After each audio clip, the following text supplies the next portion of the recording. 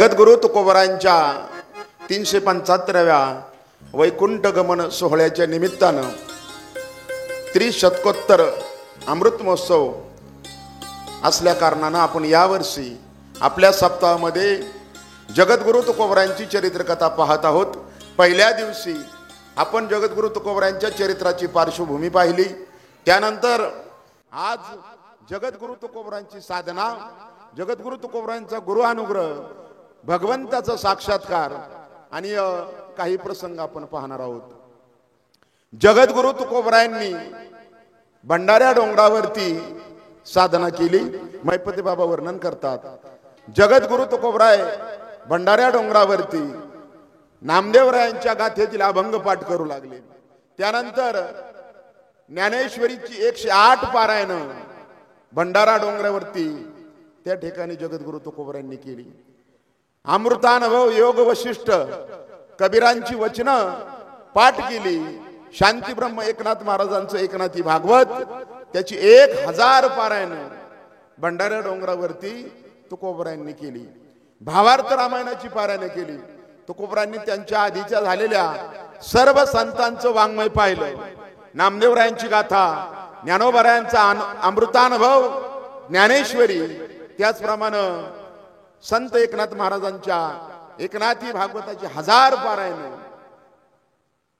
तुकोबरायांनी केली। साधना केली। साधना सिद्धतेला अशा प्रकारे तुकोबरायांची जात असताना तुकोबरायांना गुरु अनुग्रह असावा असं पंढरीश परमात्म्याला वाटू लागलं। रुक्मिणी मातेनं देवाला सांगितलं, जगद्गुरु तुकोबरायांना आपण दर्शन देता, त्यांच्या प्रपंचातील असणारी अडचणी, त्यांचं जीवन तुम्ही उभे राहता, पण जगद्गुरु तुकोबरायांना गुरु नाही। आणि जोपर्यंत मानवी जीवनामध्ये गुरु नाही तोपर्यंत मानवी जीवन कृतार्थ नाही। गुरु प्राप्ती विना जे ज्ञान ते क्षयरोगी जन्मले जान, विकल्प मात्री सांडे प्राण अति अपाय साधक असे। की गुरुच्या प्राप्तीशिवाय जे ज्ञान माणसाला होतं ते थोड्याशा विकल्पानं सुद्धा निघून जाऊ शकतं। विकल्प मात्री सांडे प्राण अति अपाय साधक असे। आणि म्हणून रुक्मिणी मातेनं सांगितलं, जगद्गुरु तुकोबरायांना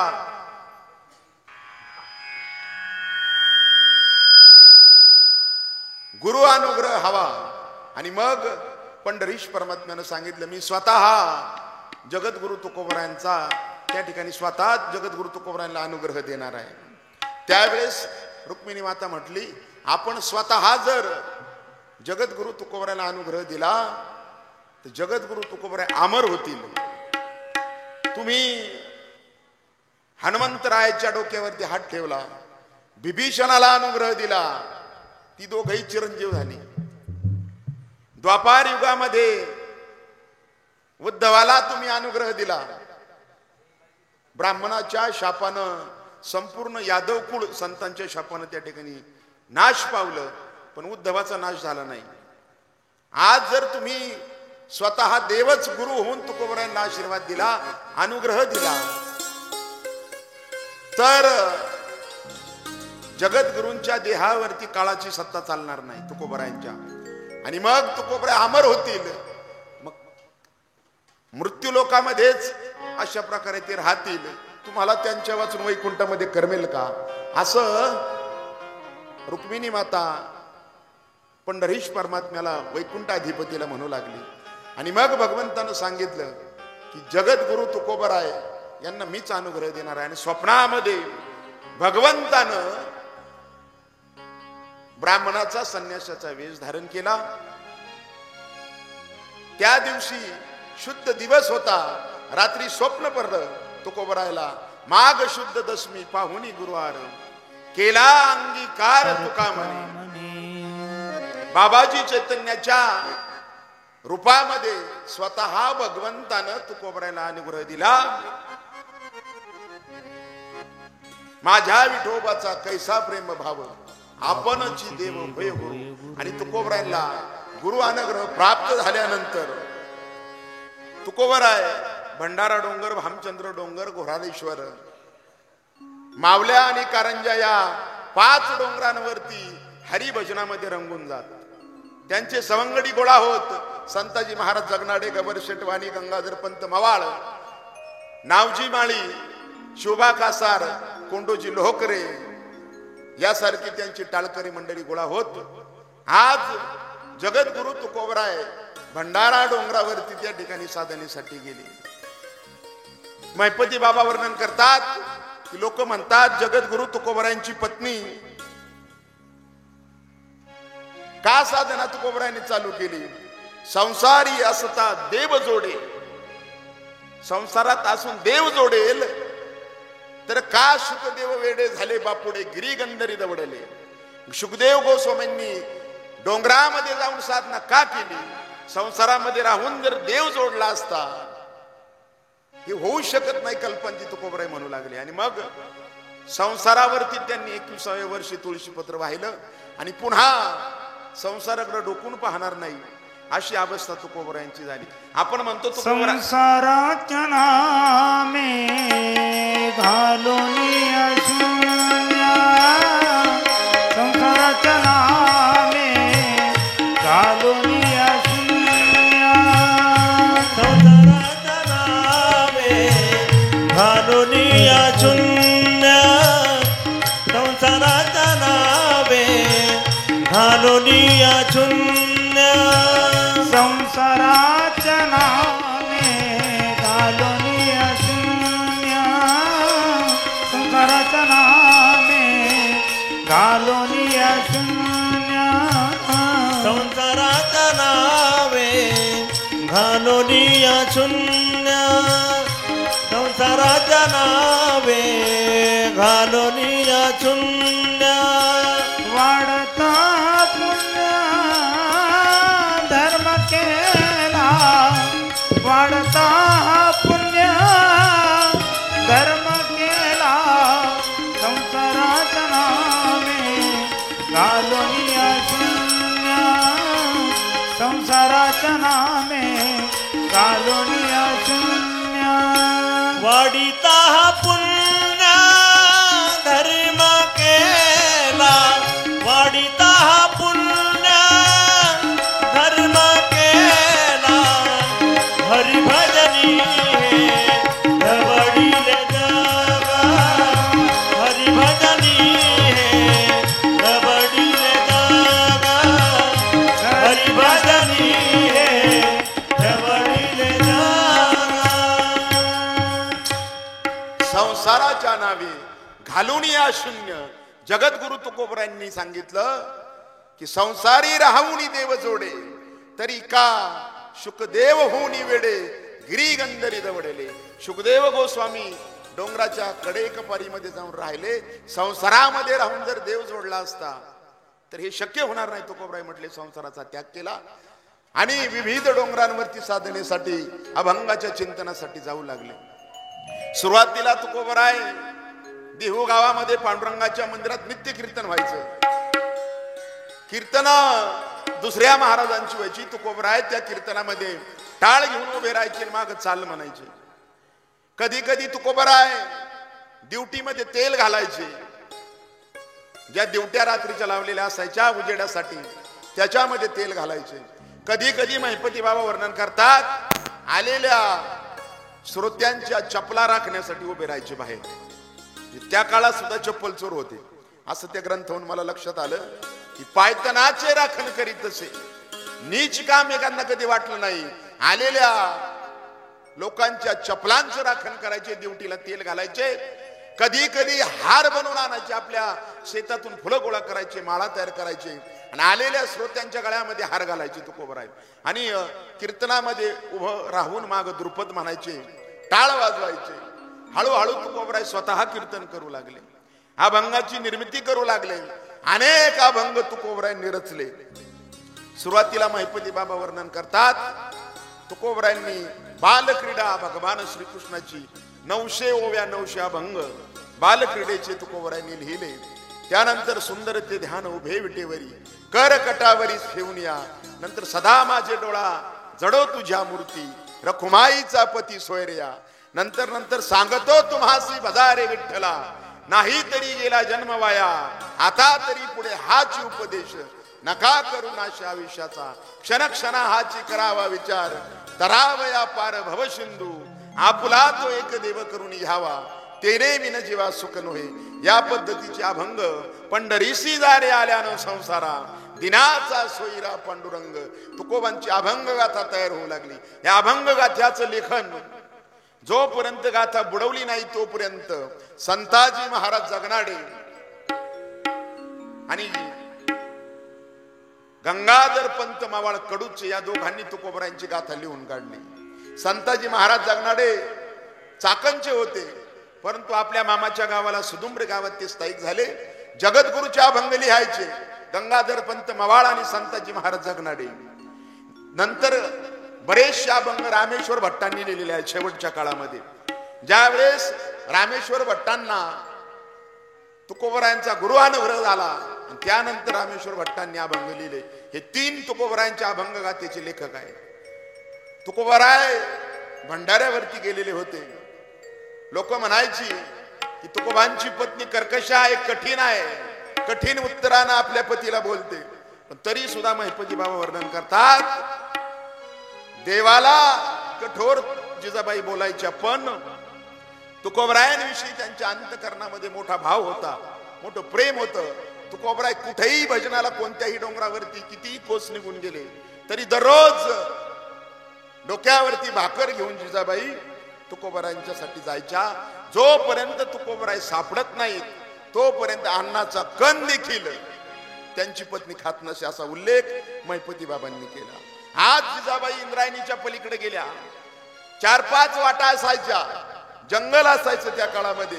एक वाट भामचंद्राकडे जायची, एक वाट घोराडेश्वराकडे जायची, एक वाट भंडाऱ्या डोंगराकडे जायची पाऊलवाट. 2 वाटा मावल्या आणि कारंजा, 2 लहान डोंगर आहेत त्या बाजूला जायच्या. तुकोबराय कोणत्या दिशेला गेलेत हे जिजाबाईला कसं कळायचं? महिपती बाबा वर्णन करतात, प्रत्येक पाऊल वाटेवरची माती उचलायच्या जिजाबाई आणि कानाला लावायच्या. ज्या वाटेवरून उचललेल्या मातीतून तुकोबरांची पावलं उमटलेली असायची त्या मातीतून विठ्ठल विठ्ठल नामाचा ध्वनी कानाला ऐकू यायचा. मग या वाटेने आज तुकोबराय गेलेत हे जिजाबाईला समजायचं. आज भंडाऱ्याच्या दिशेच्या मातीतून विठ्ठल विठ्ठल आवाज आला.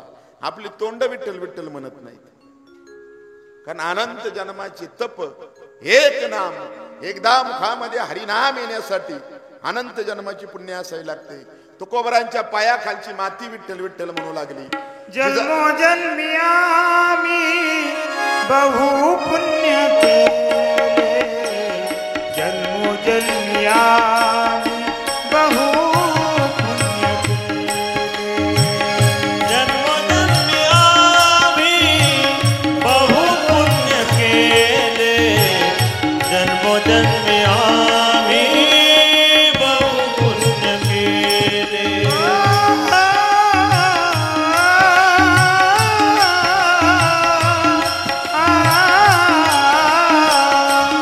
जन्मोजन्मी आम्ही बहु पुण्य केले, जन्मोजन्मी आम्ही बहु पुण्य केले. जन्मोजन्मी आम्ही बहु पुण्य केले, जन्मोजन्मी आम्ही बहु पुण्य केले. तेव्हा या विठ्ठले कृपा केली, कृपा केली. तेव्हा या विठ्ठले कृपा केली, तेव्हा या विठ्ठले कृपा केली. तेव्हा या विठ्ठले कृपा केली, कृपा केली.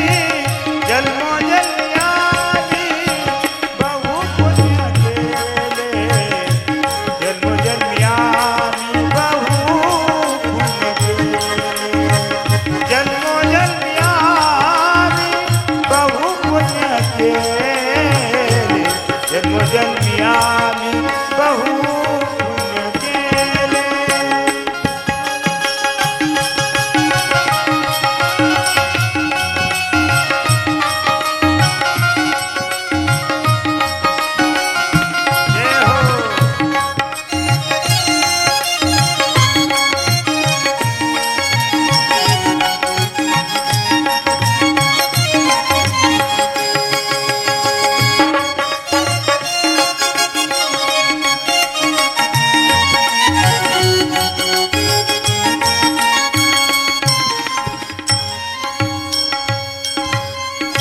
जन्मोजन्मी आम्ही बहु पुण्य केले, तेव्हा त्या विठ्ठले कृपा केली. काय कृपा केली भगवंतानी? जन्मोनी संसारी झालो त्यांचा दास, माझा तो विश्वास पांडुरंगी. आणि मग जिजाबाई ज्या वाटेवरची माती विठ्ठल विठ्ठल म्हणायची त्या दिशेने निघून जायच्या. लोक म्हणायची तुकोबांची कांता दिसते कठीण, पण महिपती बाबा वर्णन करतात पती वाचून अन्न न शेवी. पतीशिवाय अन्न सुद्धा ती खात नव्हती. आज डोक्यावरती भाकर घेतली, भोपळ्यामध्ये पाणी घेतलं आणि भंडाऱ्यावरती चढू लागली. जात असताना वाटेमध्ये पायात काटा मोडला. महिपती बाबांनी वर्णन केलं कोणता काटा मोडला? काटा मोडला तसा पायातून वरती निघाला, आर पार पायामध्ये काटा मोडला. करवंदीच्या झाडाचा काटा. महिपती बाबा म्हणतात करवंदीच्या झाडाचा काटा जिजाबाईंच्या पायामध्ये मोडला आणि इतकी वेदना झाली, हातामधली भाकर गळून पडली, हातामध्ये पाण्याला घेतलेला भोपळा पडला, पाणी सांडलं, पाणी लवंडून गेलं आणि अतिशय वेदना जिजाबाईंना झाल्या. आणि त्या विटेवरच्या मालकाला काळजी पडली. माझ्या तुकोबांची पत्नी जरी ती देवाला शिव्या देत होती, देवाचं तोंड दिसू नये असं तिचं म्हणणं असायचं, देवळात मंदिरात सुद्धा ती जात नव्हती, परंतु तरी सुद्धा देवाला काळजी पडली. देव स्वतः काटा काढण्यासाठी आले. महिपती बाबा वर्णन करतात देवानं जर संकल्प मात्र जरी ठरवला असतं तरी काटा निघाला असता, तरी सुद्धा भगवंत आले. का आले?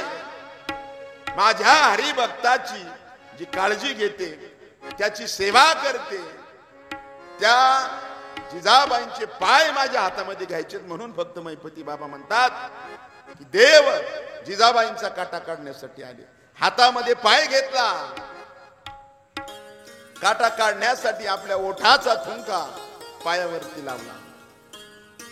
तर देवाला काटा दिसत नाही का?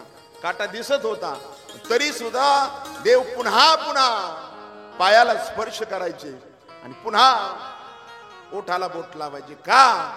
माझ्या भक्ताची जी सेवा करते त्या जिजाबाईच्या पायाचे रजकन भगवंत स्वतःच्या मुखावरती घेत होते. काटा काढला आणि स्वतः भगवंत जिजाबाई आणि तुकोबाराय एकत्रित त्या ठिकाणी जेवण केलं, पण पिण्यासाठी पाणी नव्हतं. मग भगवंतानी जिजाबाईला सांगितलं समोर जिवंत झरा आहे त्या दगडाखाली, तो दगड फक्त उचल तुम्हाला पाणी मिळेल. भगवंतानं तो झरा निर्माण केला. आजही आपण भंडाऱ्यावरती गेलो तर झरा आपल्याला जिवंत पाण्याचा पाहायला मिळतो. तुकोबारायांची साधना चालू झाली. मंदिरामध्ये हरिकीर्तन करू लागले. देहू गावामध्ये चिंचवड गावातून मंबाजी गोसावी म्हणून येऊन राहू लागले होते. मोठे ब्राह्मण होते, अधिकारी होते, महंत होते. त्यांनी एक मठ देहू गावामध्ये बांधला आणि त्या मठामध्ये मंबाजी गोसावी राहू लागले. तुकोबारायांच्या कीर्तनाला जाऊ लागले. तुकोबारायांचं कीर्तन किती वेळा असायचं? दररोज तुकोबाराय पांडुरंगाच्या मंदिरात कीर्तन करत. दररोजचं कीर्तन 2 प्रहराचं असायचं. 2 प्रहर म्हणजे 6 तास. आणि एकादशीचं कीर्तन 4 प्रहर म्हणजे 12 तास तुकोबाराय कीर्तन करायचे. सायंकाळी 5-5:30 ला कीर्तन चालू केलं, पहाटे 5 पर्यंत कीर्तन चालायचं. एकादशीचं कीर्तन 4 प्रहर 12 तास, दररोजचं कीर्तन 2 प्रहर 6 तास. अनेक भाविक भक्त येऊन कीर्तनात बसू लागले. मंबाजी गोसाई सुद्धा कीर्तनात यायचे. तुकोबारायचा द्वेष करायचे. शूद्र जातीचा असणारा तुकोबाराय, मी ब्राह्मण, पण माझी महती या गावाला कळत नाही. सर्व लोक तुकोबारायला मोठेपणा देऊ लागलेत आणि मग माझी महती कमी होऊ लागली असं मंबाजी गोसाईला वाटू लागलं. आणि मंबाजी गोसावी तुकोबारायचा द्वेष करू लागला. तुकोबारायांचा द्वेष करत असताना अंतकरणामध्ये द्वेष भावना होती. एक दिवस आप्पाजी गुळवे पाटलांनी दिलेली म्हैस, जिजाबाईंच्या वडिलांनी दिलेली म्हैस पाण्यावरती सोडलेली असताना ती म्हैस जिजाबाईंच्या हातामधून सुटली आणि मंबाजी गोसाव्याच्या मठाच्या शेजारी त्याची बाग होती मोठी, त्या बागेमध्ये म्हैस शिरली आणि अनेक झाडांचं नुकसान केलं आणि मैपती बाबाला कारण मंबाजी गोसाव्याला कारण सापडलं. काय केलं मंबाजी गोसाव्यांनी? विठ्ठल रुक्मिणीच्या मंदिराच्या भोवती चारी बाजूनी त्याच्या मठाच्या आणि पांडुरंगाच्या मंदिराच्या मध्यभागी काट्या लावल्या, काट्याचं कुंपण केलं जेणेकरून जनावर आतमध्ये येऊ नयेत. आणि दर एकादशीला मोठी यात्रा तुकोबरांच्या कीर्तनाला भरत होती. प्रत्येक एकादशीला 50 गावचे लोक येऊ लागले कीर्तनाला आणि यात्राच भरायची. दिंड्या पताका घेऊन लोक यायची आणि ज्या वेळेस पांडुरंगाच्या मंदिराला प्रदक्षिणा करायची तर वाटेमध्ये काट्याचं कुंपण झालं होतं. ते मंबाजी गोसाव्याने तयार केलं होतं. तुकोबरायने काय केलं? आज हरी दिनीच्या दिवशी हरी कीर्तनाला भरपूर वारकरी आलेले आहेत म्हणून त्या मंबाजी गोसाव्यांनी केलेलं ते काट्याचं कुंपण होतं ते हातानं उपसलं, बाजूला केलं, वाट मोकळी केली आणि काट्याचं केलेलं कुंपण मंबाजी गोसाव्यानं काढलंय. हे तुकोबरायांनी काढलंय हे मंबाजी गोसाव्याला समजलं. मंबाजी गोसावी वाटच पाहत होता, काहीतरी निमित्त पाहत होता. मोठी काठी घेऊन मंबाजी गोसावी आला आणि तुकोबरायांना मारू लागला. त्या काठीला काटे होते, ते काटे तुकोबरायांच्या अंगामध्ये टोचले. एक काठी तुटली, दुसरी काठी घेतली, तिसरी काठी घेतली, जवळपास 20 काठ्या मोडेपर्यंत मंबाजी गोसावी तुकोबरायला हाणत होते, मारत होते. शेकडो काटे तुकोबरायांच्या अंगामध्ये टोचले तरी तुकोबरायांनी विरोध केला नाही. शेवटी त्याचा हात दुखू लागला, तो दमला आणि घरी निघून गेला. तुकोबराय घरी आले. जिजाबाईंनी लाचकिंडाने त्यांचे काटे काढले, पण फक्त संकल्प मात्रे पंढरीश परमात्म्यानं जेवढे काटे मोडले होते, जेवढे व्रण पडले होते, काही क्षणात तुकोबरायांच्या जखमा भरून निघाल्या पंढरीश परमात्म्याच्या कृपेनं. सायंकाळ झाली. तुकोबराय हरी कीर्तनासाठी उभे राहिले आणि श्रोत्यांमध्ये पाहू लागले. दररोज कीर्तनाला येणारे मंबाजी गोसावी त्यांना दिसत नव्हते. त्यांनी निरोप पाठवला की आज का मंबाजी गोसावी आली नाहीत. लोकांनी येऊन उत्तर दिलं, आज मंबाजी गोसावी म्हणतायत माझं अंग दुखतंय. तुकोबरायांनी कीर्तन पुढं ढकललं. म्हटले मी स्वतः त्यांना जाऊन घेऊन येतो. आणि मंबाजी गोसाव्याला आणण्यासाठी तुकोबराय स्वतः गेले. तुमचं अंग दुखतंय. त्यांचं अंग तुकोबरायांना ज्यांनी मारले आज, त्यांचा राग तुकोबरायांच्या मनामध्ये नव्हता. त्यांचं अंग चोळून, हात पाय चोळून तुकोबरायांनी दिले आणि सांगितलं आता तुमच्या वेदना राहिल्या असतील, तुम्ही कीर्तनाला आले नाहीत तर मला कीर्तन करूशीच वाटत नाही. तुम्ही माझे मुख्य श्रोते आहात.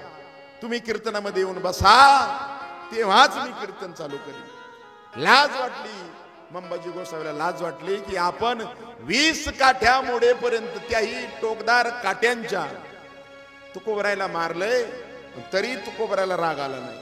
संत तोची जाना जगी, संत तोची जाना जगी, संत तोची जाना जगी, संत तोची जाना जगी, संत तोची जाना जगी, संत तोची जाना जगी, संत तोची जाना जगी, संत तोची जाना जगी, संत तोची जाना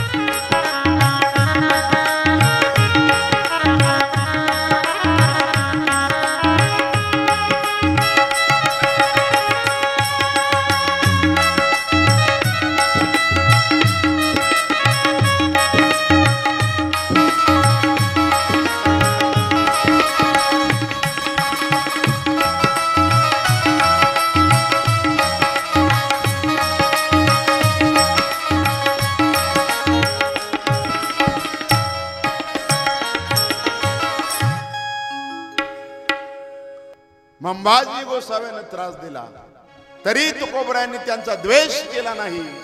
हरी कीर्तन 12 तासाचा आज संपला. आज एकादशी होती. सकाळी पंढरीश परमात्म्याची पूजा तुकोबरायांनी केली आणि दररोज तुकोबराय जी त्यांच्या सासऱ्यानं म्हैस दिली होती त्या म्हशीचं दूध देवाला पाजण्यासाठी पांडुरंगाच्या मंदिरामध्ये यायचे दररोज. आणि विशेष असं होतं की तुकोबराय दूध घेऊन यायचे, देवाच्या ओठाला लावायचे आणि पंढरीश परमात्म्याची मूर्ती दूध प्यायची. दररोज तांब्याभर दूध तुकोबरायांच्या हातून विठ्ठल मूर्ती पीत होती. लोक पाहू लागली. तुकोबराय दररोज तांब्याभर दूध घेऊन जात आहेत हे जिजाबाईला समजलेलं होतं. आणि त्या काळतोंड्याला पाजतोय तुकोबराय नेऊन दूध आणि इथं घरात लेकरांना पिण्यासाठी दूध ठेवत नाही म्हणून राग आला जिजाबाईला. काय केलं जिजाबाईने? गरम उकळत दूध घेतलं आणि पळत मंदिरामध्ये गेली आणि उकळत दूध जिजाबाईंनी देवाच्या ओठाला लावलं. देवाचे ओठ भाजले, फोड आला आणि देवानं अशी थोडी मान तिरपी केली. त्या मूर्तीची मान तिरकी झाली. तुकोबरायांना समजलं. तुकोबराय धावत आले आणि पंढरीश परमात्म्याची माफी मागितली. धावा केला, विनंती केली की माझ्या पत्नीनं अजाणतेपणे हे कृत्य केलेलं आहे. मी तिला आता क्षमा करणार नाही, पण देवा तुमचे होठ भाजलेत, फोड आलाय, हे मला पाहवत नाही. मग तुकोबरायांनी धावा केल्यानंतर ओठावरती आलेला फोड बुजला, पण जी तिरकी मान थोडी झाली ती मात्र देवाची सरळ झाली नाही. आज जरी आपण देवाच्या मंदिरात गेलो तिथल्या पांडुरंगाच्या मूर्तीची मान थोडी तिरपी आणि ओठाला भाजल्याची खून आहे. तुकोबराय घरी आले, आपला विना आपल्या चिपळ्या घेतल्या. काल मंबाजी गोसाव्यानं काठीनं मारलं, बाहेर त्रास आहे गावात. घरात गेलो तर पत्नीची कुरकुर चालू आहे. मग काय केलं तुकोबरायने? तुका म्हणे यांचा संग नव्हे भला, शोधित विठ्ठला जाऊ आता. यांच्या संपर्कामध्ये राहणं चुकीचे. घरी आणि दारी सारखीच परिस्थिती आहे. तुका म्हणे यांचा संग नव्हे भला, शोधित विठ्ठला जाऊ आता. आणि तुकोबराय आता घरीच यायचं नाही असं ठरून निघाले. बाहेर आले. बाहेर आल्यानंतर आज तुकोबराय भामचंद्र डोंगराच्या दिशेने गेले. जात असताना वाटेमध्ये सुदुम्र नावाचं गाव लागतं भंडाऱ्याच्या पायथ्याला. तिथं तुकोबरायचे 2 टाळकरी राहायचे, गवर सेटवानी आणि संताजी महाराज जगनाडे. ते सोबत निघाले. पुढे जात असताना कडूस गावचे खेडचे असणारे गंगाधर पंत मवाळ ब्राह्मण समाजाचे ते गुरं चारण्यासाठी भामचंद्राच्या बाजूला यायची, गाया चारण्यासाठी.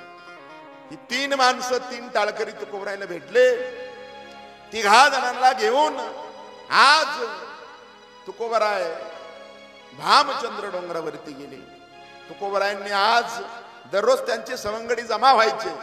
जमा झाल्यानंतर तुकोबराय काहीतरी उपदेश त्यांना करायचे किंवा अभंगाची रचना करायची, हे लिहून घ्यायचे. पण आज भामचंद्र डोंगरावरती गेल्यानंतर तुकोबरायांनी अभंग रचले नाहीत, काही उपदेश सुद्धा केला नाही. कारण तुकोबरायांचं मन उद्विग्न झालं होतं. मंबाजी गोसाव्यानं मारले. आपल्या पत्नीनं माझ्या पांडुरंगाच्या ओठाला गरम दूध लावले. नवे एकदा तर ती चप्पल घेऊन मारण्यासाठी पांडुरंगाच्या मंदिरामध्ये गेली होती. आणि मग तुका म्हणे यांचा संग नव्हे भला, शोधित विठ्ठला जाऊ आता. ह्या अवस्थेमध्ये तुकोबरायांनी डोळे झाकले. डोळे झाकल्यानंतर ही सवंगडी पुढे बसलेत. परंतु आज भजन नाही, आज कीर्तन नाही, आज प्रवचन नाही, आज अभंगाचं गायन नाही. आज तुकोबरायांना भाव समाधी लागली. आणि भाव समाधी कारण मन उद्विग्न झालं होतं. प्रपंचाचा वीट आला होता. काहीच आठवत नव्हतं. आहे ऐसा काही आठवाची नाही. देहीच विदेही भोगुदशा. तुकोबरायांनी डोळे झाकले. 5 तास 6 तास 7 तास झाले. 7 तासानं तुकोबरायांनी डोळे उघडले. हे सवंगडी पुढेच बसलेले होते.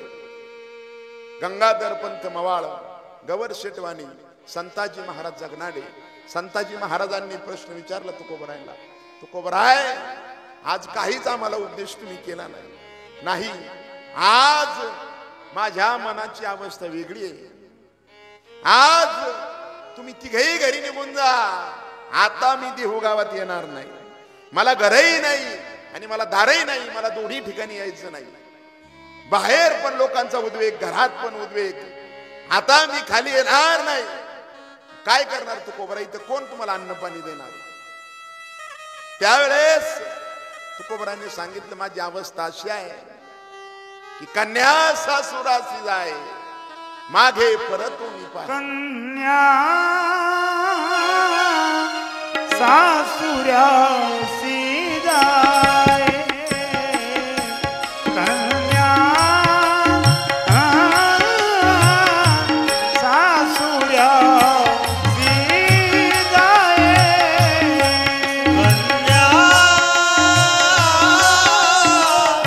सासुरासी जाय,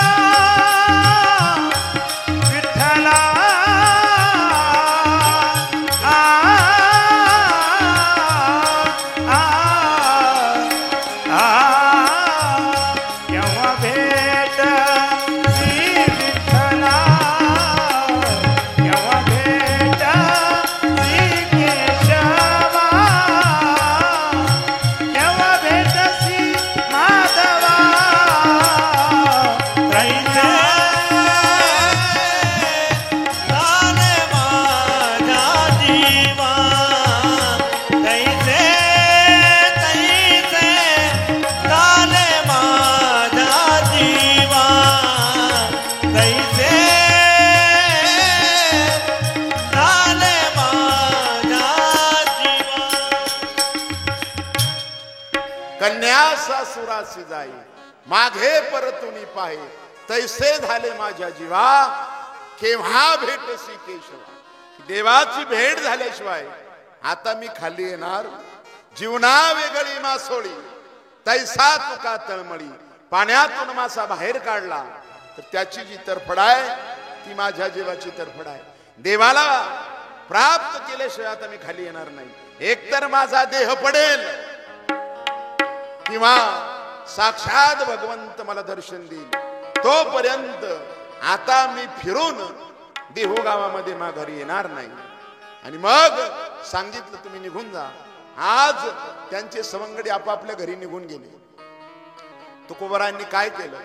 निर्वाण जाणून आसन घातले, ध्यान आरंभिले देवाजीचे, की आता एकतर हा देह पडेल किंवा भगवंताची भेट होईल. निर्वाण जाणून आसन घातले, ध्यान आरंभिले देवाजीचे. त्यावेळेस काय केलं भगवंतानं? भगवंत परीक्षा पाहण्यासाठी आले. वाघाचं रूप घेतलं, सापाचं रूप घेतलं, विंचवाचं रूप घेतलं. वाघ्र विंचू सर्प अंगासी झोंबले, पिडू ते लागले सकळी. पाहू लागले देव की मी वाघ बनून आल्यानंतर हा भजन सोडतोय का? साप बनून आल्यानंतर सोडतोय का? विंचू बनून आल्यानंतर अंगावरती विंचू चढला तरी सुद्धा तुकोबरा डगमगले नाही. त्यांच्यामध्ये तुका म्हणे विंचू सर्प नारायण. विंचू आणि सर्प सुद्धा मला नारायण आहेत, पण भजनापासून बाजूला झाले नाही. देवानं परीक्षा पाहिली. टाकीतो भजन काय माझे, माझं भजन टाकतोय का काय?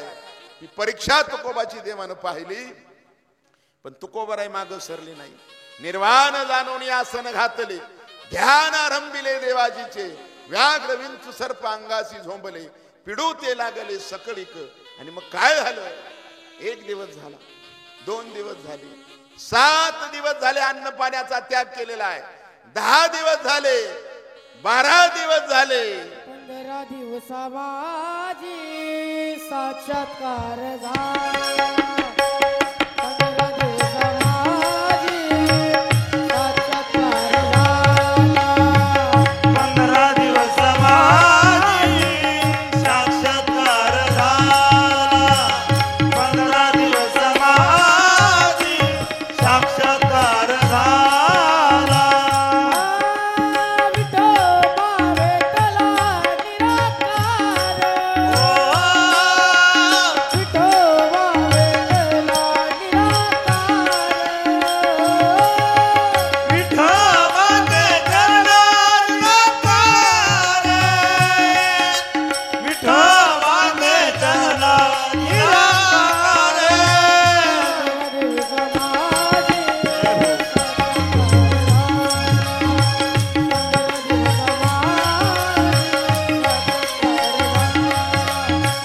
15 दिवस माझी साक्षात्कार झाला. 15 दिवस माझी साक्षात्कार झाला.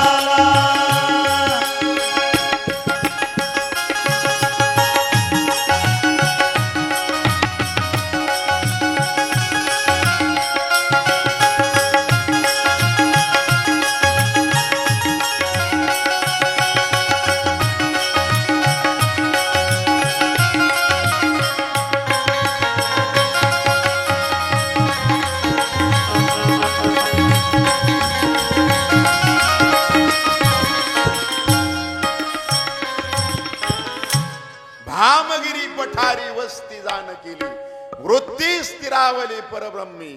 आणि 15 दिवस हा माझी साक्षात्कार झाला. विठोबा भेटला निराकार. तुकोबराय म्हटले 15 दिवसांनी देवानं दर्शन दिलं. महिपती बाबांनी वर्णन केलं, निराकार भेटला. याचा अर्थ आकार नव्हता असं नाही. तो आकार तुमच्या आमच्या सारखा सामान्य नव्हता. महिपती बाबा वर्णन करतात, साक्षात चतुर्भुज भगवंत तुकोबरायांच्या समोर उभा राहिला. तुकोबरायांना आलिंगन दिलं.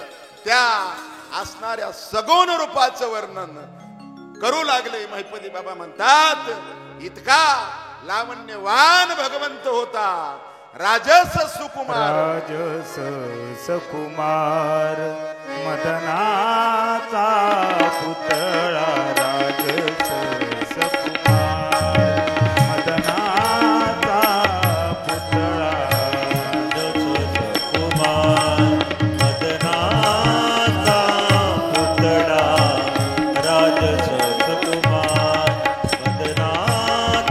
पुतळा. रवी से कळा लोपलिया. रवी से कळा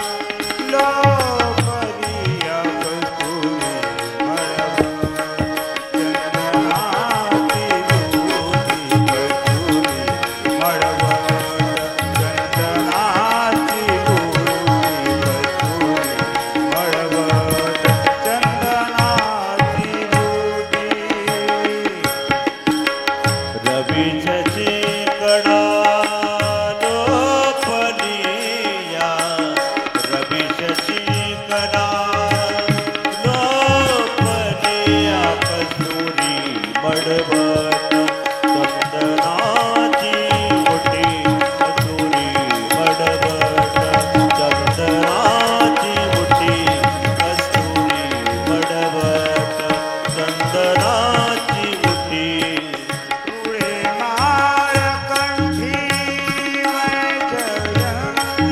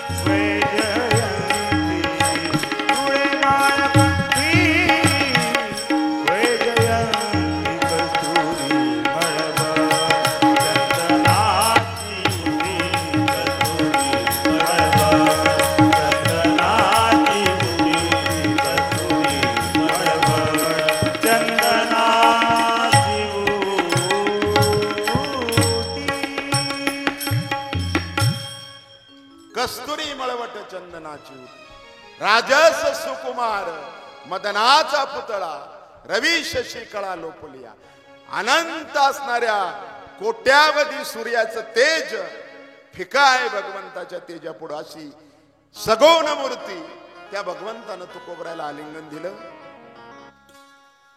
त्या भामचंद्र डोंगरावरती शोधत शोधत तुकोबरायांचे बंधू कान्होबा शोधत आले. 10 दिवस झाले, 15 दिवस झाले, आपला भाऊ घरी आलेला नाही आणि येणारच नाही असा निरोप दिलेला आहे म्हणून शोधत शोधत 15 दिवसांनी कान्होबा शोधत शोधत डोंगरावरती गेले.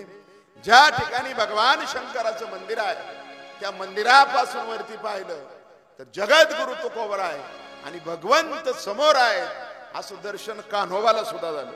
आणि शिवालयापासून पळत कान्होबराय वरती गेले तोपर्यंत भगवंत अदृश्य झाले. तुकोबरायांना सांगितलं कान्होबाने, आता देवाचं दर्शन झालं, साक्षात्कार झाला. पांडुरंगाच्या पादुका दोघांनी तयार केल्या, स्वतःच्या हाताने घडवल्या तुकोबरायानं आणि त्या भामचंद्र डोंगरावरती स्थापित केल्या महिपती बाबा म्हणतात. आणि मग तुकोबरायांना घेऊन कान्होबा इंद्रायणीच्या काठावरती आले. त्या दिव्य असणाऱ्या भामचंद्र डोंगरावरती गुरुवर्य नंदकिशोर दादांनी संपूर्ण ज्ञानेश्वरी पाठ केलेली आहे. तिथं काही वर्ष राहून संपूर्ण ज्ञानेश्वरी पाठांतर त्या पवित्र भूमीवरती दादांनी केली. त्या डोंगरावरून इंद्रायणीच्या काठावरती तुकोबा आले. तुकोबराय म्हटले कान्होबाला, मी घरी येणार नाही, माझ्या देवाच्या ओठाला गरम दूध लावले, माझा राग तू अजून गेलेला नाही. तुकोबरायला राग येत नाही, परंतु मला घरी यायचं नाही आणि गावातही यायचं नाही. इंद्रायणीच्या काठावरती देऊच्या शिवेपर्यंत आले आणि कान्होबाला सांगितलं, घरी जा, आपली खतं आहेत, खतं कर्जाची लोकांची सावकारकीची, ती खतं घेऊन ये. कान्होबाने ती खतं ती बंडल आणले, बांधलेले तुकोबरायांक दिले. तुकोबराय लोकांना वाटलेली कर्ज आहेत सावकारकीची ती इंद्रायणीच्या डोहामध्ये बुडवू लागले. कान्होबाने हात धरला, आपली परिस्थिती अशी आहे, आताच दुष्काळ हटलाय, 5 वर्ष दुष्काळ होता, आता लोक हळूहळू आपलं कर्ज देतील, हा पुरावा आहे आपला. ही गहाण खत म्हणजे ही बुडू नका. तुकोबराय म्हटले, तुझ्या वाट्याची अर्धी खत तुझ्याकडे घे, माझी मात्र खत मी इंद्रायणीमध्ये बुडवणार. कान्होबानं त्याची अर्धी असणारी कर्जाची खत स्वतःकडे घेतली सावकारकीची. तुकोबरायांनी त्या खताच्या वह्या इंद्रायणीच्या डोहामध्ये बुडवल्या. किती रुपयाच्या होत्या याचं उत्तर मला 4-5 चरित्रात सापडलं नाही, पण जाणकार कीर्तनकारांनी कीर्तन परंपरेमध्ये अनेक वर्षापूर्वी सांगत आलेलं मी मुखानं कानानं ऐकलेलं आहे. 62 कोटी रुपये ची खत लोकांची कर्ज तुकोबरायांनी माफ केली त्या काळामध्ये 62 कोटी त्या काळात आणि ती खत इंद्रायणीच्या डोहात बुडवली. मी आत्ताच अहमदाबादला सांगितलं आमचे संतोष जंजाड आले तिथे कीर्तनाला होते आत्ताच सांगितलं 4 दिवसापूर्वी आपल्या वाघाळ्यात कीर्तन झालं एका महाराजांचं श्रावणी सोमवारला आता कीर्तन आहे ना शेवटच्या तसं 3 वर्षापूर्वी 4 वर्षापूर्वी नाव सांगत नाही आपले परिचित महाराज आहेत त्यांचं कीर्तन झालं मी कीर्तन ऐकायला होतो त्यांनी सांगितलं तुकोबरायांनी 62 कोटीची खत त्या काळात कोट्यावधी रुपयाची महाराष्ट्राची कर्जमाफी केली. आम्ही आता कीर्तनकार गोळा करतोय तुम्ही मोठाली पाकिट भरा आम्हाला आम्ही ते गोळा भरायचं काम करतोय. आपल्या वाघाळ्यात सांगितलं होतं असं जाऊ द्या तिकडे आपल्याला जायचं नाही. आज तुकोबरायांनी जगाचं कर्ज माफ केलं. मला काही नको खत पाण्यामध्ये बुडवली. तिथून पुढं 1.5 महिना तुकोबराय घरी गेले नाही. कुठेही बाहेरच भजन करायचे मंदिरात कीर्तनाला यायचे पण घरी जात नव्हते. पहाटे पहाटे पूजेला पोचायचे पांडुरंगाच्या मंदिरात पण आपल्या घरी गेले नाही. 1.5 महिना झाला. 1.5 महिन्यानी वाटेमध्ये जिजाबाई पाणी आणण्यासाठी इंद्रायणीला गेल्या होत्या आणि तुकोबराय पूजा करून मंदिराच्या बाहेर आले. वाटेत दोघांची गाठ पडली. जिजाबाई म्हटल्या तुम्ही घरी चला. 2 महिने झाले तुम्ही घरी आलेले नाही. माझा तुमच्यावरती जीव आहे पतिव्रता आहे मी हट्ट धरला. तुकोबरायांनी तिला माफ केलं. घरी गेले. घरी गेल्यानंतर तुळशी वृंदावनाच्या पाशी बसले. आतमध्ये नाही गेले. पत्नीला बाहेर बोलवलं आणि पत्नीला उपदेश केला. 11 भंगाचा उपदेश तुकोबरायांच्या गाथ्यात आपल्याला सापडतो. जो पत्नीला उद्देशून त्यांनी 11 भंग लिहिले त्या 11 भंगाचा उपदेश केला आणि जिजाबाईंना सुद्धा हरिभक्ती दृढ झाली वैराग्य प्राप्त झालं. 11 भंगाचा उपदेश आपल्या पत्नीला तुकोबरायांनी केला. तुकोबरायांच्या पत्नीने तो उपदेश मानला पण पुरेपूर उपदेश अगदी काही दिवसच मानला. का माहितीये का त्यांचं ऐकलं आणि तुकोबरायांसारखं त्यांचं जीवन 4-5 दिवसाचं झालं. काय घरातलं असेल ते लुटू लागले ते बी आणि घरात जे थोडंफार होतं ते आता राहीना.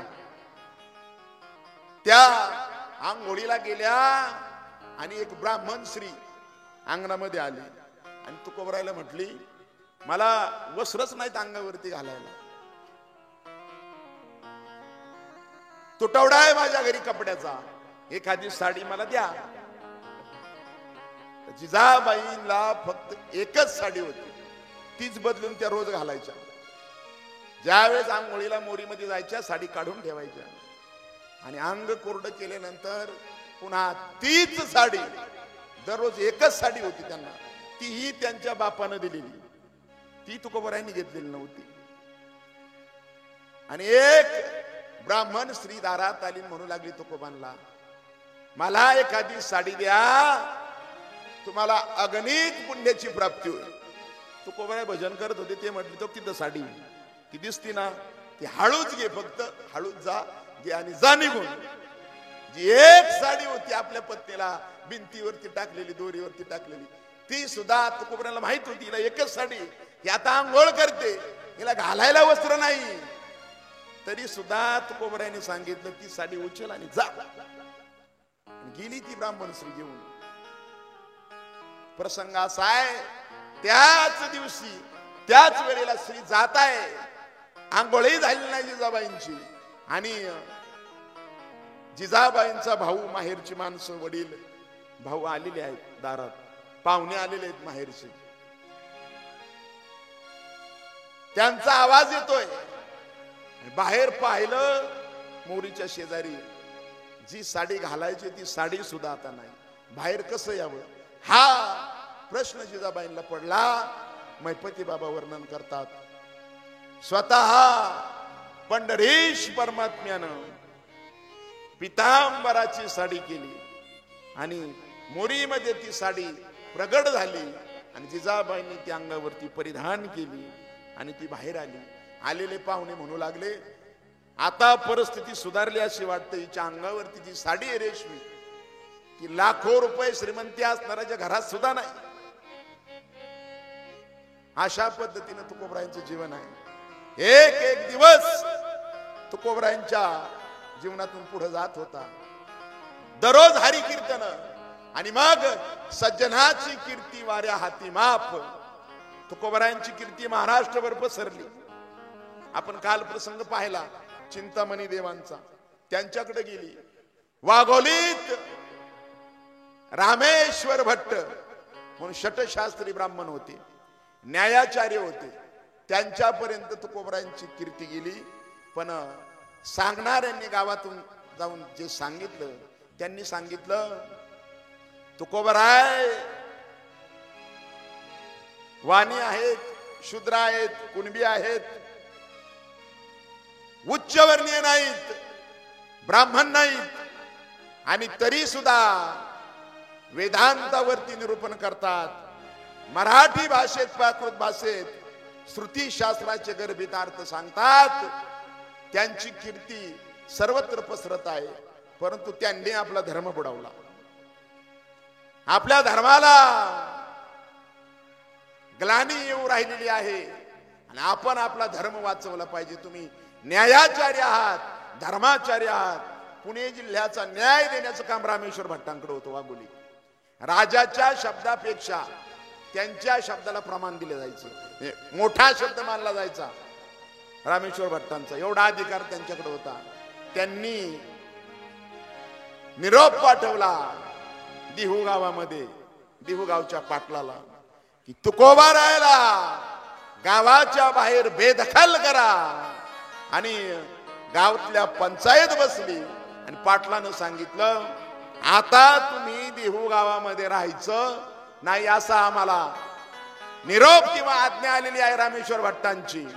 आणि मग तुकोबराय म्हणतात, कोपला पाटील, कोपला पाटील गावीचे हे लोक, कोपला पाटील गावीचे हे लोक, कोपला पाटील गावचे हे लोक, कोपला पाटील गावचे हे लोक, कोपला पाटील गावीचे हे लोक, कोपला पाटील गावीचे हे लोक, कोपला पाटील गावचे हे लोक, कोपला पाटील गावचे हे लोक. आता मज कोण भीक घाली, आता मज कोण भीक घाली, काय खावे आता कोणाकडे जावे,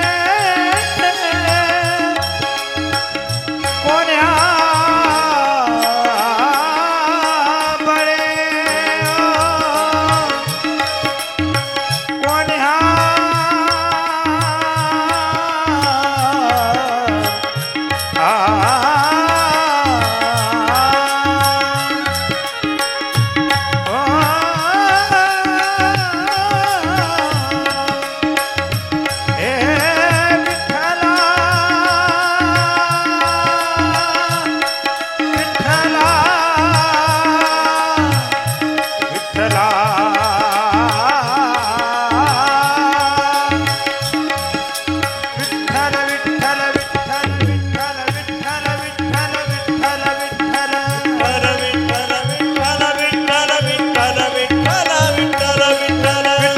विठ्ठल पांडुरंग विठ्ठल विठ्ठल पांडुरंग विठ्ठल विठ्ठल पांडुरंग पांडुरंग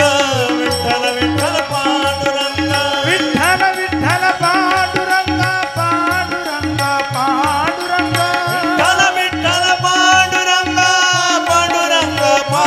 पांडुरंग विठ्ठल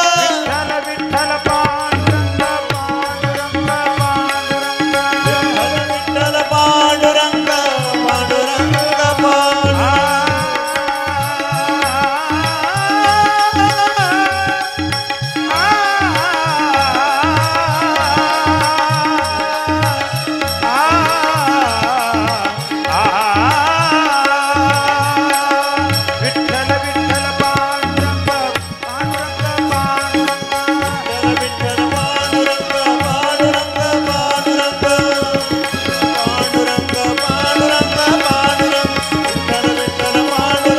पांडुरंग तुकयाची सत्कीर्ती वाढली थोर आणि पाहून म्हणी द्वेष उपजला. द्वेष निर्माण झाला आणि देहूच्या पाटलाला ताकीद करी गावाच्या बाहेर काढी तुकयाला.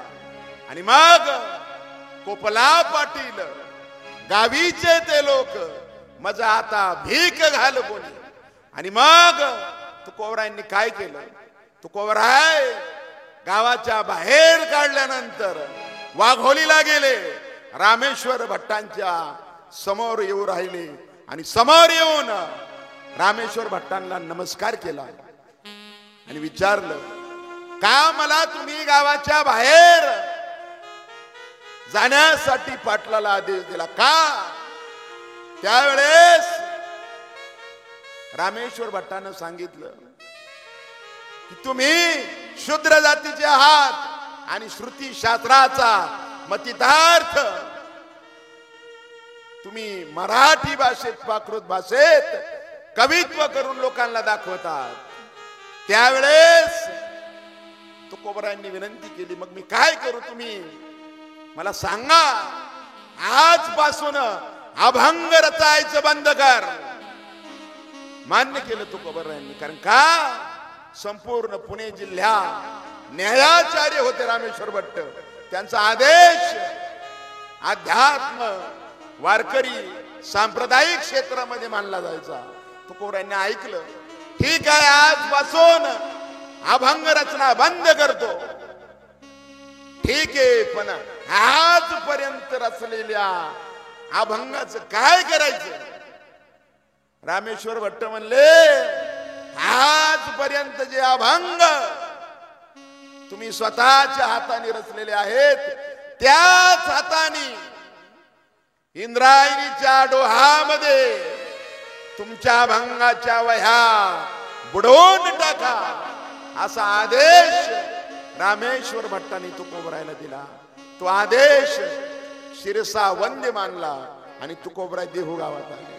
देहू गावात आल्यानंतर तुकोबरायांनी जड अंतकरणाने आपल्या लिहिलेल्या अभंगाच्या वह्या घेतल्या. वह्या एका वस्त्रामध्ये बांधल्या.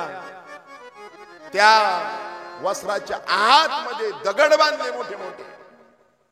नुसत्या वह्या बुडवल्या नाहीत, दगड बांधले आणि हातामध्ये अभंगाच्या वह्या घेऊन इंद्रायणीच्या काठावरती आपण लिहिलेल्या स्वतःच्या अभंग गाथा बुडवण्यासाठी तुकोबराय आले.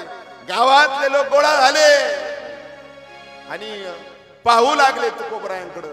तुकोबरायांनी स्वतःच्या हातानं त्या वह्या इंद्रायणीच्या डोहामध्ये पाण्यामध्ये बुडवल्या. गावातले लोक म्हणू लागले, तू आपले हाती खते बुडवली आणि प्रपंच सुद्धा बुडवला. स्वतःच्या हातानं सावकारकीची खत होती, श्रीमंती होती, ती प्रपंच पाण्यामध्ये बुडवला. प्रपंचावरती तिलांजली दिली, पण परमार्थ केला. जो परमार्थ केला त्या अभंगाच्या गाथा वह्या सुदास बुडवल्या. काही लोक दुसाज करू लागली, म्हणू लागली तुमच्या जीवनाला अर्थ नाही, प्रपंचही बुडाला आणि परमार्थही केलेला तुमचा बुडाला, तुमच्या जीवनाला अर्थ नाही. काही लोक म्हणू लागली आता जीव देण्याखेरीज तुमच्याकडे पर्याय नाही, तुम्ही याच डोहामध्ये गळ्यात दगड बांधून उडी द्या आणि आत्महत्या करा, असं काही लोक बोलू लागले. तुकोबरा उद्विग्न झाले आणि पाषाणावरती बसले. त्या ठिकाणी 13 दिवसापर्यंत अन्न पाण्याचा त्याग केला. अन्न पाण्याचा त्याग, 13 दिवस अन्न नाही, पाणी नाही. जो परमार्थ केलेला आहे, जी अभंग आता लिहिण्याची आज्ञा स्वतः विटेवरच्या मालकानं स्वप्नामध्ये येऊन दिली. सवे नामदेवानं स्वप्नामध्ये जाग केलं, सवे पांडुरंग येऊन या. नामदेवराय आणि पंढरीश परमात्म्यानं सांगितलं होतं 100 कोटी अभंगाची प्रतिज्ञा, उरले ते शेवटी लावतो का. हे अभंग लिहिण्याची आज्ञा देवानं दिली, नामदेवरायानं दिली, म्हणून अभंग लिहिले. पण ती अभंग गाथा आज जीव की प्राण असणारी गाथा इंद्रायणीच्या डोहामध्ये बुडवली. 13 दिवस तुकोबरांनी अन्न नाही, पाणी नाही, उदास त्या शिळेवरती बसलेले आहे. 13 दिवसांनी संबंध देहूकराच्या स्वप्नामध्ये देवाला स्वतः देवानं देहूकरांच्या स्वप्नामध्ये येऊन सांगितलं, अरे तुम्ही इंद्रायणीच्या डोहामध्ये जा. 13 दिवस त्या वह्या पाण्याच्या आतमध्ये घेऊन हा विटेवरचा मालक बसलेला आहे. कोरड्या आहेत त्या वह्या, त्या स्वतः इंद्रायणी माता आपल्या हातानं जशाच्या तशा तुकोबाला देणार आहे. आणि संबंध देहुगाव गोळा झाला. तुकोबराय त्या अभंगाच्या गाथा तन्मून आल्यात म्हणून पाहण्यासाठी गेले आणि इंद्रायणी मातेनं हात वर करून तुकोबरायांच्या गाथा तुकोबरायांना पुन्हा दिल्या. जळी दगडा सहित वह्या, ओ जळी दगडा सहित वह्या, जळी दगडा सहित वह्या, दगडा सहित वह्या, जळी दगडा सहित वह्या, जळी दगडा सहित वह्या, जळी दगडा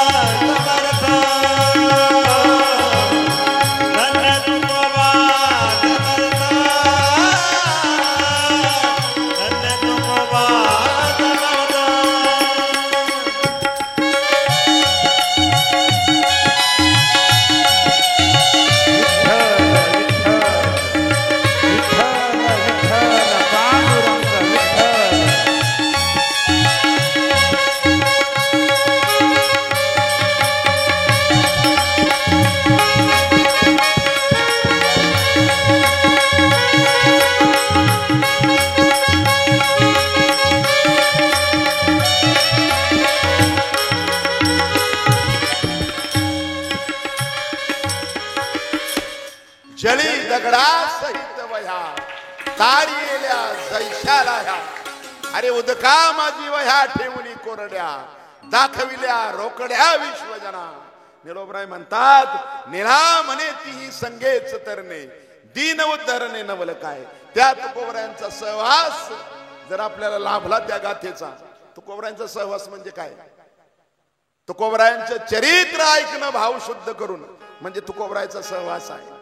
तुकोबरायांच्या अभंग गाथ्याची पारायण करणं आणि दृढ भाव ठेवणं हृदयामध्ये त्या गाथ्याविषयी अभंगाविषयी म्हणजे तुकोबरायांचा सहवास आहे. फक्त 11 अभंग एका व्यक्तीने पाठ केले, ते 11 तरी तो वेदवाणी संपन्न झाला. आपण उद्या पाहणार आहोत. 11 अभंग तुकोबराचे पाठ केले आणि 11 दिवस पारायण केलं. 11 दिवस त्रिकाल ज्ञानी झाला तो ब्राह्मण. त्रिकाल ज्ञानी. ती अभंग गाथा आपल्याला उपलब्ध आहे ना. त्या गाथ्याचा त्या अभंगाचा सहवास तुकोबरांच्या चरित्राचा सहवास म्हणजे तुकोबरांचा सहवास आहे. तो जर आपण केला तर निळा म्हणे तीही संगेच तरणे दीन उद्धरणे नवल काय. तुकोबरांची अभंग गाथा तरंगून पाण्यावरती आली. इकडं रामेश्वर भट्टानं आदेश दिला होता गाथा बुडवण्याचा आणि आदेश देऊन द्वादशी प्रदोष आणि सोमवार असा मुहूर्त आला आणि रामेश्वर भट्ट पुण्यामध्ये नागेश्वर म्हणून महादेवाचं मंदिर आहे तिथं दर्शनासाठी गेले. दर्शन घेतलं आणि दुपारची वेळ होती. त्यांना एका विहिरीमध्ये आंघोळ करूशी वाटली. त्या विहिरीमध्ये रामेश्वर भट्टानं पोहण्यासाठी उडी मारली. ती विहीर अनगड शहा नावाच्या फकीराच्या झोपडीच्या समोर त्या फकीराची विहीर होती आणि फक्त तो ते पाणी वापरायचा पिण्यासाठी, हातपाय धुण्यासाठी, नमाज पढण्याच्या आधी. त्या आपल्या विहिरीमध्ये कोणीतरी मनुष्य आंघोळ करतोय आणि माझं पाणी अपवित्र करत आहे हे अनगड शहाला समजलं आणि त्यानं रामेश्वर भट्टाला शाप दिला. मैपती बाबा म्हणतात हे कर्म रामेश्वर भट्टाच्या हातून का घडलं? कारण त्यानं तुकोबरायचा द्वेष केला. त्या अनगड शाह फकीरानं शाप दिला. पाण्याच्या बाहेर निघाला तर अग्नीत पोळला जाईल इतका दाह तुझ्या शरीराचा होईल. वैसे ही डुबते रहो, तसाच पाण्यामध्ये राहा. आणि रामेश्वर भट्ट वरती यायचे, त्यांच्या अंगाचा दाह व्हायचा. पुन्हा पाण्यात जायचे, पाण्यात गेल्यानंतर बरं वाटायचं. पुन्हा थोड्या वेळानं वरती यायचे, पुन्हा संबंध शरीराची आग व्हायची. पुन्हा पाण्यामध्ये जायचे, पुन्हा वरती यायचे. शिष्यांनी सांगितलं ज्यानं शाप दिलाय त्या यमनाला, त्या अनगड शहाला शरण जा तुम्ही. त्यावेळेस रामेश्वर भट्ट म्हटले मी द्विजवर्य आहे, अधिकारी आहे आणि तो सामान्य यमन फकीर आहे, त्याला मी काय शरण जाऊ. तिथून निघाले, आळंदीला आले. आळंदीला अजान वृक्षाच्या झाडाखाली बसले. ज्ञानोबराच्या समाधीजवळ बसले रामेश्वर भट्ट आणि अजान वृक्षाची पानं खाऊन ज्ञानोबरायांचा धावा करू लागले. 4-2 दिवस झाले तरी त्यांची आग शमेना, त्यांचा दाह शमेना रामेश्वर भट्टाचा. ज्ञानोबरायांचा अंतःकरणपूर्वक धावा केला. ज्ञानोबरायांनी स्वप्नामध्ये दृष्टांत दिला रामेश्वर भट्टाला आणि तुकोबरायांविषयी अभंग लिहिले ज्ञानोबरायांनी. तुकोबरायांचा अधिकार एवढा मोठा आहे आणि ज्ञानोबरायांचं हे 2 संत, त्यांचा अधिकार एवढा मोठा आहे की एखाद्या संताचं वर्णन महिमा त्यांच्या समकालीन संतांना करावं यात नवल नाही. त्यांच्या नंतर भविष्यात होणाऱ्या संतांनी वर्णन करावं यातही नवल नाही, कारण नंतर ते वर्णन करतीलच. पण पूर्वकालीन संतांनी वर्णन करावं जन्म होण्याच्या अगोदरच. हे भाग्य फक्त ज्ञानोबराय आणि तुकोबरायांना लाभले. तुकोबरायांची कीर्ती गायली ज्ञानोबरायांनी. अभंग उपलब्ध आहेत. तुकोबरायांची जीवनाविषयी अभंग, त्यांची कीर्ती वाखाणण्यासाठी रामेश्वर भट्टाला अभंग सांगितले ज्ञानोबरायांनी. तुकोबरायांची कीर्ती पूर्वकालीन असणाऱ्या ज्ञानोबरायांनी सुद्धा गायली. एवढं भाग्य तुकोबरायांना लाभलं. आणि ज्ञानोबराय सुद्धा हजारो वर्षापूर्वी शंकर पार्वती अवकाश मार्गातून जात असताना अलंकापुरीच्या भूमीच्या वरती अवकाश मार्गात आले असताना भगवान शंकर अलंकापुरीमध्ये उतरले आणि साष्टांग दंडवत घातला महादेवानं. पार्वती मातेने विचारलं काय इथं? त्यांनी सांगितलं आजपासून पुढे हजारो वर्षाने एक योगी इथं जन्म घेणार आहे. एक योगी त्याच्यासारखा योगी पाहणे नाही दुसऱ्या जगामध्ये दुसरा. आणि म्हणून आधी 10,000 वर्ष आधी त्या योग्याला मी दंडवत घालतोय. आणि म्हणून सिद्धेश्वराचं तिथं मंदिर आहे आळंदीमध्ये. ज्ञानोबरायांची कीर्ती त्यांच्या आधी गायली गेली. तुकोबरायांची कीर्ती पूर्वकालीन संतांनी अभंग लिहावेत इतके तुकोबराय मोठे आहेत. किती मोठा आहे आपला वारकरी संप्रदाय, किती मोठा आहे. या वारकरी संप्रदायामध्ये 2 असे संत झाले महान.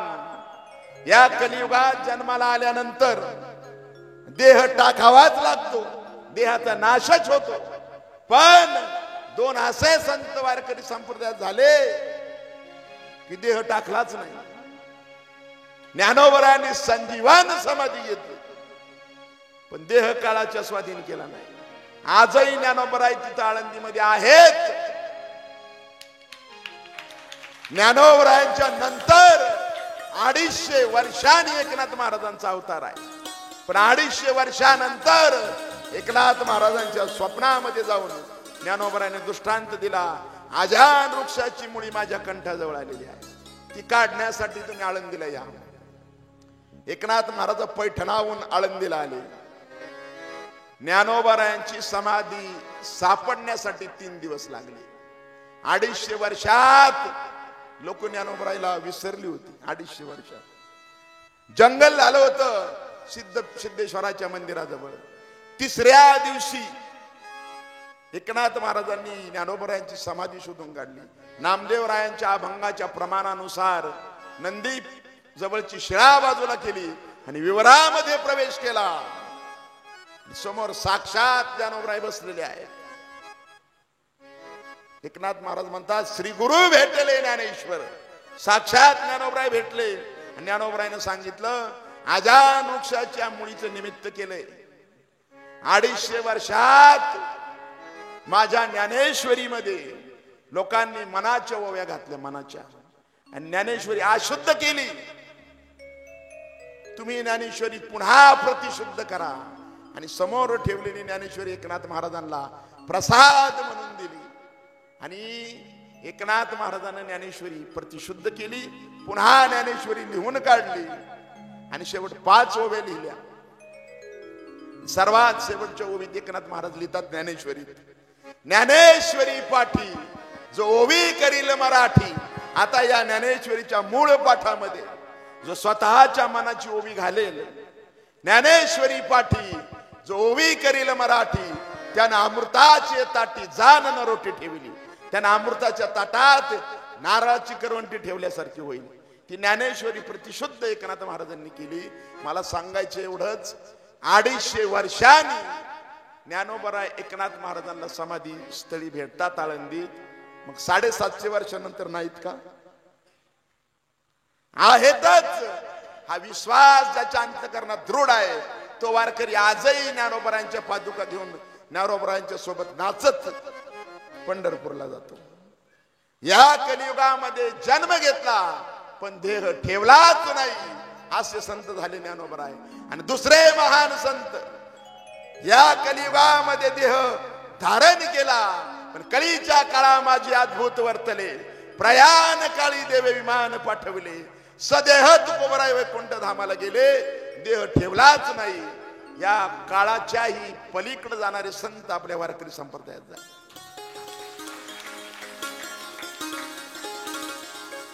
त्या रामेश्वर भटाला ज्ञानोबरायांनी स्वप्नात दृष्टांत दिला.